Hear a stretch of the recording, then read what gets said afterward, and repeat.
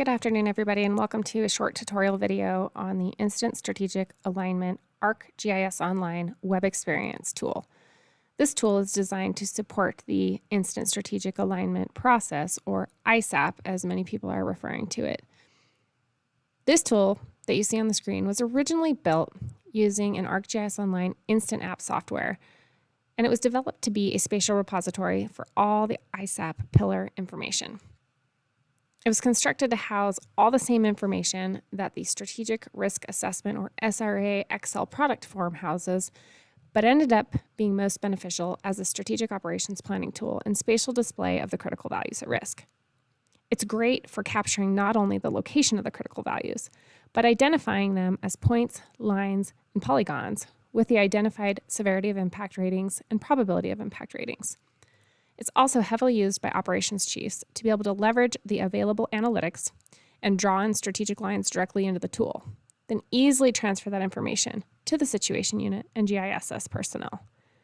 It's really become a great one-stop shop for all the RMA dashboard layers, which we'll show in a minute, the National Incident Feature Service data, or the NIFS, and provides a great platform again to draw in strategic lines, provide comments or an explanation of those lines, archive outdated lines, update the NIFS data directly, and view all of this information in relation to the critical values at risk that have been identified.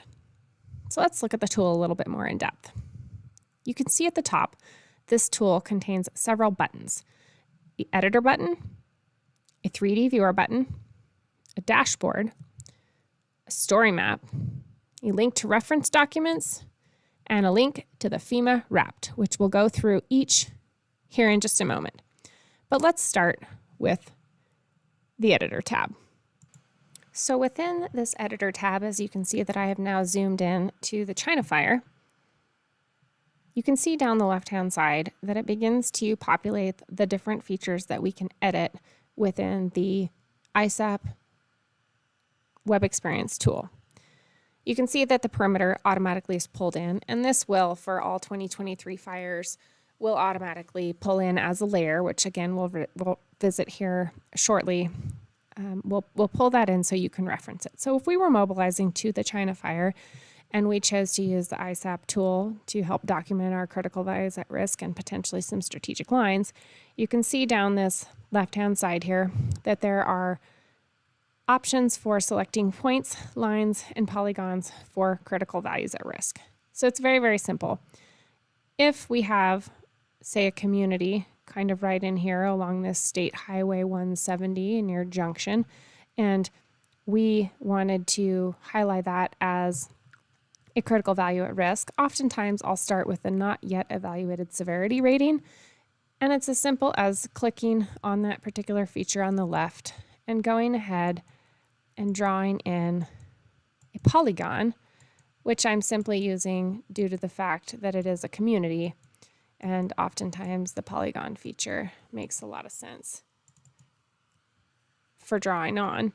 You can see that it grabs that area there that we're considering that community, and let's just call it the community of Junction, and will automatically ask you to populate the information that you would have to on the SRA form, the incident name, putting a particular label, which may be the community of Junction, and then it will automatically prompt you to do the severity of impact rating and probability of impact rating, auto-calculating your risk rating within the tool. And it also provides you the opportunity to put in any comments that you may want to share that the agency administrator may be sharing about that specific critical value at risk. Because it's a planning tool, you have the opportunity to flag this as delete or discard your edits prior to saving or hitting create. But if I do hit create, it will save, but it will also continue to give me the opportunity to go back in, select this, and delete this feature if I no longer feel that it's valid, or if it was put in an error or put in the wrong spot. You can also move the features as you go along. Once ratings are applied, it will automatically change color. So let's just quickly show that with this particular polygon for this community of Junction.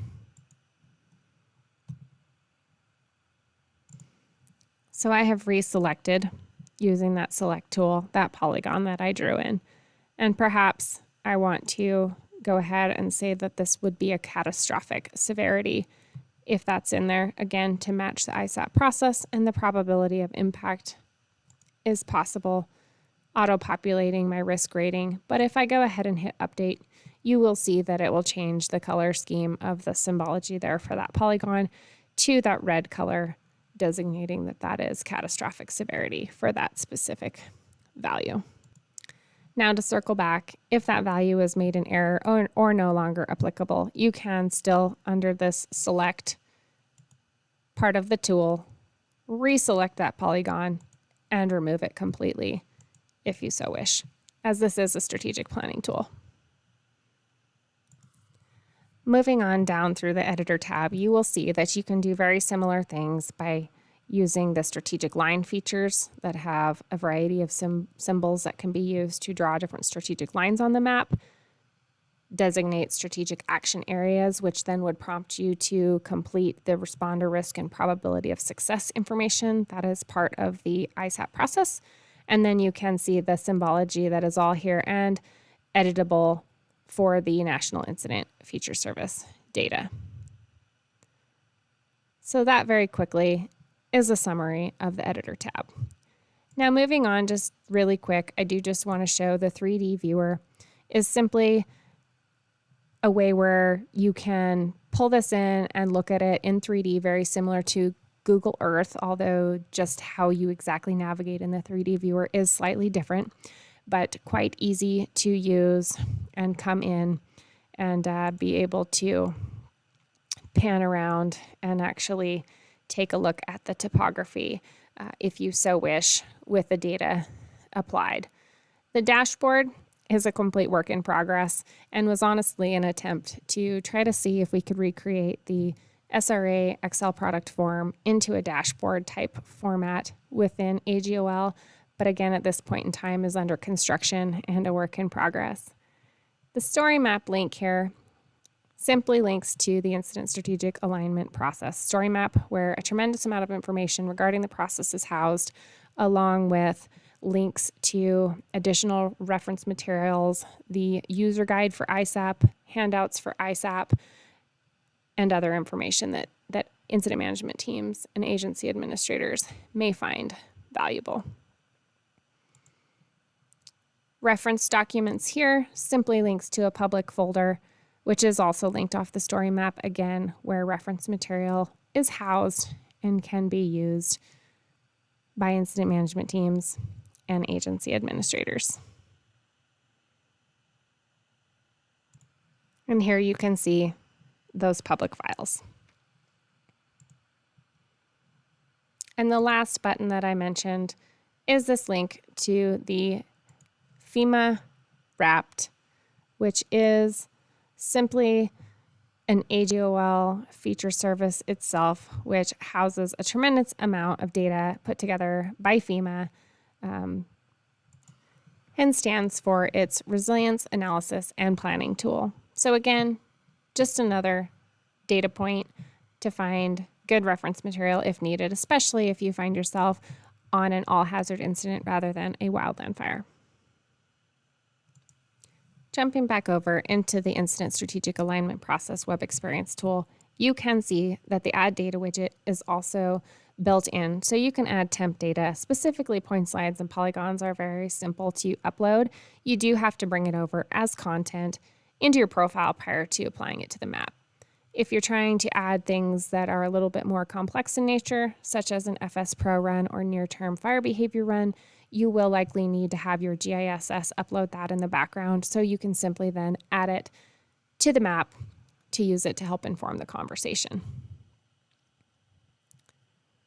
So let's now talk really quickly about the intended users of this specific tool. The intention was not to further tax our very busy but very talented GISS folks to do all the data entry in this tool. This is designed to be used directly by other members of the incident management team that are involved in the ISAP process and strategy meetings. You may find that a planning section chief or a liaison officer may be inputting data for critical values at risk, and the ops chiefs are definitely the ones who should be entering the data in there for strategy and the strategic lines. This then does provide some efficiencies with the data transfer to the SIT shop and your GIS folks. they will have access to this tool and can quickly pull items from this tool to the products they are working on for the actual incident. The days of paper highlighted or Sharpied up maps is dwindling.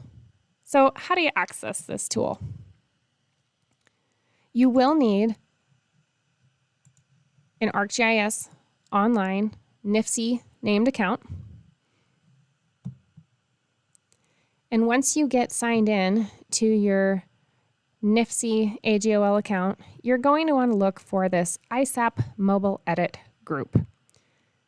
Once you find that group, you should be able to add yourself as a member and then gain access to the web experience under the content of this mobile edit group.